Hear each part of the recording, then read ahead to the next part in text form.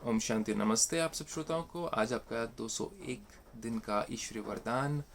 आज की ये जर्नी बहुत लंबी है, बहुत ही सहज है और बहुत महत्वपूर्ण है कि हम आज 201 दिन के वरदान तक पहुंच चुके हैं। अगर आप सुनते आए हैं तो कुछ तो परिवर्तन आपके अंदर आया होगा। मेरे अंदर भी थोड़े थोड़े परिवर्तन आ रहे हैं इनको सुन करके और आपके साथ शेयर करके। तो आज के वरदान में आगे जाने से पहले जो नए श्रोता हैं उनके लिए ये बहुत इंपॉर्टेंट लिंक है, जो कि आपको योगासन फ्लेक्सिबिलिटी, आप मेडिटेशन के साथ साथ योगासन भी सीख सकते हैं यहाँ पर इस चैनल पर।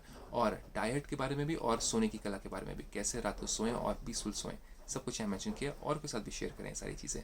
तो आगे बढ़ते हैं आज के ईश्वरीय वरदान में। परमपिता परमात्मा हमें क्या सिखाते हैं। बाबा कहते हैं कि आप फरियाद करना छोड़ो और याद में जुड़ जाओ। फरियाद करते करते हम मांगने वाले बन जाते हैं। परमात्मा कहते हैं मैं तो तुम्हारा पिता हूँ।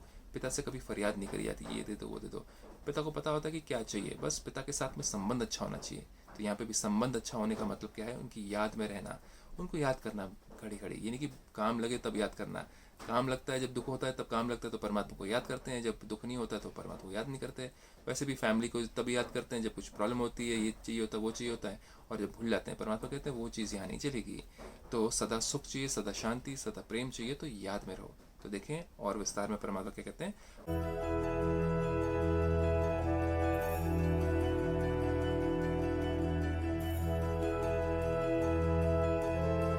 फरियाद को याद में परिवर्तन करने वाले स्वतः और निरंतर योगी भव। योगी मतलब जो याद में रहता है। योग का अर्थ ही है जोड़। जोड़ मतलब आत्मा का, मुझ आत्मा का परमात्मा के साथ में जोड़। शरीर का तो भगवान के साथ में कुछ है नहीं लेना देना। तो विस्तार में चले। संगम युग की विशेषता है। ये युग कौन सा चल रहा है? संगम युग, जो कि कलयुग खत्म होने वाला है और सत्युग शुरू होने वाला है, बीच का ट्रांजिशन टाइम, जहाँ पर तीसरा महाविश्व युद्ध तैयार है आगे। चारों तरफ अगर आप देखें तो पांचों तत्वों की हालत कैसी है? अपवित्र हो चुके हैं। हवा मैली हो चुकी है, पानी मैला हो चुका है, धरती मैली हो चुकी है, धरती में ताकत नहीं रही इतनी। तो ये अपवित्रता की निशानियां हैं। और आत्माएं, जो इंसान है, जो भ्रष्टाचारी बन गए, वो तो बहुत ही बड़ी निशानी है कि कलयुग अब बस बहुत ही जल्दी खत्म होने वाला है। तो यह है संगम युग, जो कि बीच का ट्रांजिशन का टाइम मिलता है कि परमात्मा सबको समय देते हैं कि भैया अपने आप को चेंज कर लो, जल्दी कर लो, क्योंकि कलयुग खत्म होने वाला है। तो अपने आप को चेंज कर लिया तो शरीर आस्ते से और आराम से छोड़ पाएंगे। अगर पाप करते करते करते विनाश का समय या लास्ट का समय आ गया तो शरीर छोड़ना बड़ा मुश्किल हो जाएगा। तो देखें और परमात्मा कहते हैं अभी अभी पुरुषार्थ, अभी अभी प्रत्यक्ष फल। अभी अभी परमात्मा को याद किया और अभी अभी प्रत्यक्ष फल। हम कहते हैं ना कि कलयुग ऐसा समय है कि आप अभी पाप करो तो अभी का अभी मिल जाता है आपको वापस रिटर्न, है ना। अभी कुछ गलत करो तो अभी का अभी आपको फल मिल जाता है उसका। तो परमात्मा उसी तरह से कहते हैं अभी अभी मुझको याद कर लो, तो अभी अभी मुझे याद करो तो अभी अभी तुम्हें सुख शांति मिल जाएगी। तो वो रूल यहाँ पे भी अप्लाई होता है, ठीक है।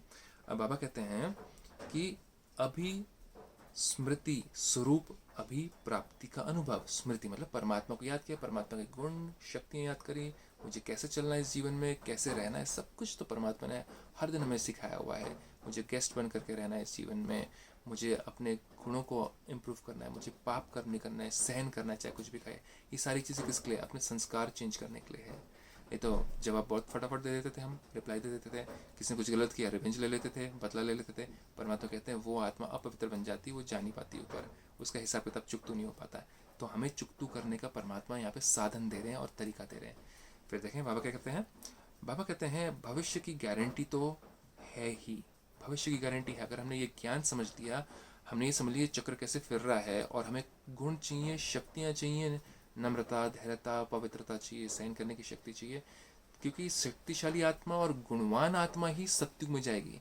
जिसने रटे हुए हैं शास्त्रों के श्लोक, जिसने पूरे के पूरे शास्त्र के श्लोक याद किए हैं, लेकिन संस्कार चेंज नहीं है, अहंकार है, क्रोध है, ईर्ष्या, घृणा है, वो आत्मा कभी भी पार नहीं कर पाएगी, है ना।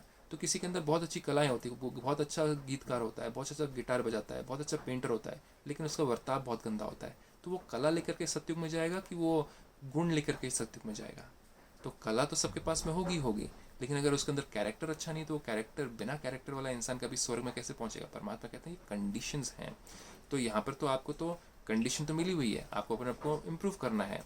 तो भविष्य की गारंटी है, वो भविष्य की गारंटी है कि अपने आप को इम्प्रूव करो और जाओ, है ही। लेकिन भविष्य से श्रेष्ठ भाग्य अभी का है, क्योंकि अभी कौन है? अभी हमें पता है परमपिता परमात्मा कौन है और हम कौन है। स्वर्ग में, भविष्य में जब धरती पर स्वर्ग होगा तो उस समय तो हम भूल जाएंगे, क्योंकि सुख होगा। सुख में तो कोई याद नहीं करता भगवान को, दुख में हर कोई याद करता है।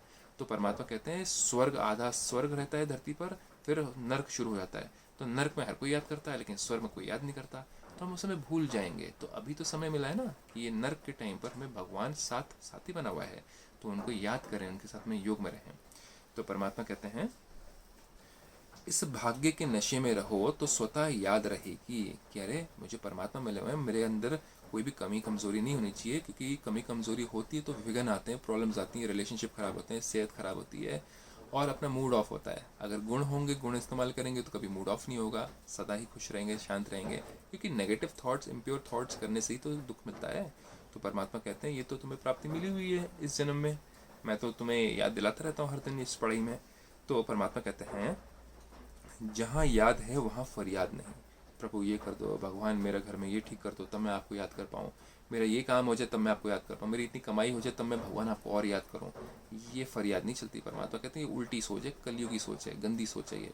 तो ये विपरीत बुद्धि हो गई। परमात्मा कहते हैं प्रीत बुद्धि बनो, मुझसे प्यार करो, तो ये सारी तुम्हारी अड़चने हैं, तुम्हारे अंदर शक्ति आ जाएगी, तुम घर को भी संभाल पाओगे, अपने आप को भी संभाल पाओगे, कमाई भी कर पाओगे, हर चीज़ तुम्हारा बैलेंस में चलेगा। तो फरियाद करना छोड़ो और याद में रहो। तो परमात्मा कहते हैं आगे, क्या करें कैसे करें, यह होता नहीं है, थोड़ी मदद दे दो। भगवान को है ना बोलते रहते हैं, ये है फरियाद, फरियाद से नहीं होगा। तो फरियाद को छोड़कर स्वतः योगी, निरंतर योगी बनो। परमात्मा कहते हैं मेरी याद में रहो तो ये सारी फरियादें खत्म हो जाएंगी। याद में रहने से शांति, शक्ति, प्रेम, आनंद फील होता है अंदर, और उसके द्वारा जो हम कर्म करते हैं तो हल्के फील होते हैं हमारे।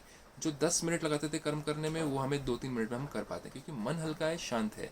और वही अगर हम उस पर फोकस करें, भगवान को भूल जाएं, परमात्मा को, काम पे फोकस करें, काम के स्ट्रेस लें, काम की टेंशन लें, तो बुद्धि भारी, और वो जो 10 मिनट का काम उसको हम 20 मिनट आधा घंटा लगा देते हैं। सोचो जरा, फिर तो ऑटोमेटिकली भगवान को याद करने का टाइम नहीं मिलेगा परमात्मा को। तो परमात्मा कहते हैं ये उल्टी बुद्धि मत लगाओ, अब बुद्धि को ठीक करो, मुझे याद करो, तो ये सब कुछ हल्का हो जाएगा, काम जल्दी हो जाएगा।